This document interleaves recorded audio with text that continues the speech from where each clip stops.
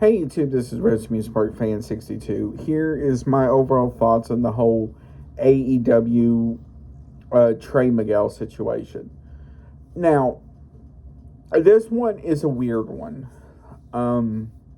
So the four members of the Rascals got signed from TNA to AEW. I believe it was on January the 14th. It was announced that day before Dynamite that all of them got signed to AEW. And then that night on the show, they had a little thing in the corner basically saying the Rascals coming soon.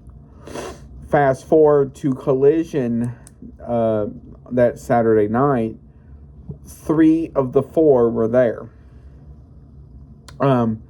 But Trey was not there with them, and so that's what made a lot of people question what's going on. So this is where a lot of the controversy has started. So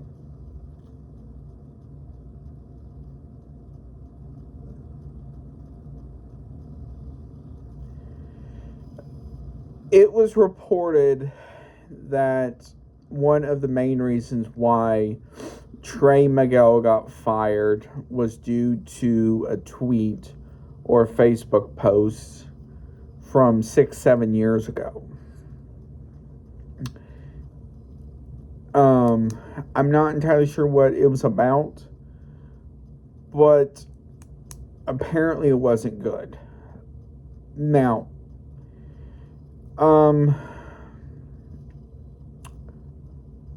the problem with this is people are saying it was one of the sets of people who asked to get him fired was Warner Brothers Discovery.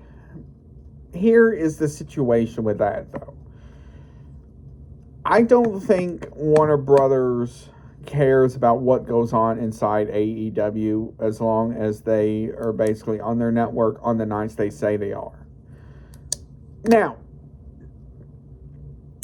the problem I have with this is you have other members of the roster who have been known in the past to done some pretty bad things or have said some pretty bad things. For example, Sammy Guevara wanting to rape formerly known as Sasha Banks in WWE, who is now Mercedes Moné. Zachary Wentz of the Rascals, who got fired from WWE for dressing up as Adolf Hitler along with having a Nazi flag.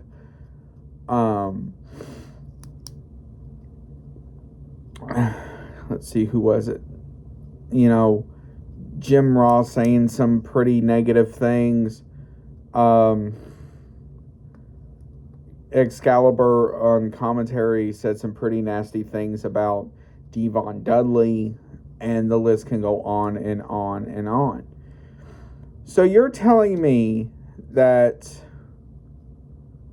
of all those things I just said, that with a post from what Trey Miquel said 6-7 years ago was a lot worse than wanting to rape somebody or calling somebody the N-word or whatever else, that does not make a lot of sense logically.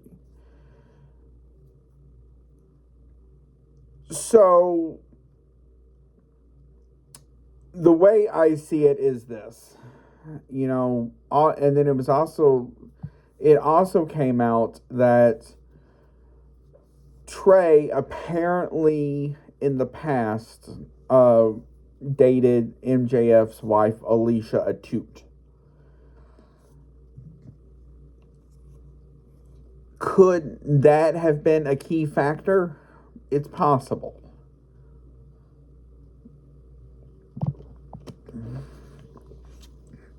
But the main problem we have with this is that